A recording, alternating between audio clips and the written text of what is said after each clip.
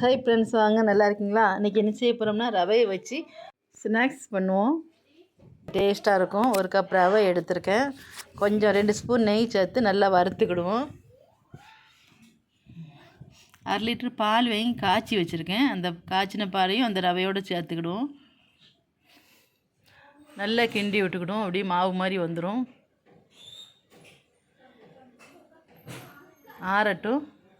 இது மண்டவெல்லம், 1/4 கிலோ மண்டவெல்லம் வாங்கி ஒரு 2 கிளாஸ் தண்ணி ஊற்றிருக்கேன். நல்லா பாவு மாதிரி காய்ச்சட்டும். நல்லா காஞ்சி வரட்டும். எண்ணெயை காய வச்சுக்கிடுவோம்.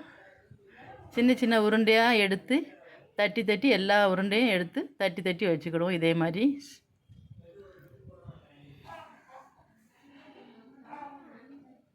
எண்ணெய் காஞ்சிட்டு நம்ம இதெல்லாம் போட்டு பொரித்து எடுத்துக்கிடுவோம்.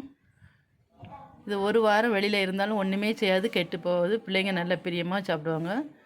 எண்ணெயில் ஒன்று ஒன்றா போட்டு பொரித்து எடுத்துக்கிடுவோம். ஒரு 5-6 அந்த சட்டி எவ்வளோ பிடிக்குமோ அந்த அளவு போட்டு பொரித்து எடுத்துக்கிடுவோம். நல்லா செவக்கணும்.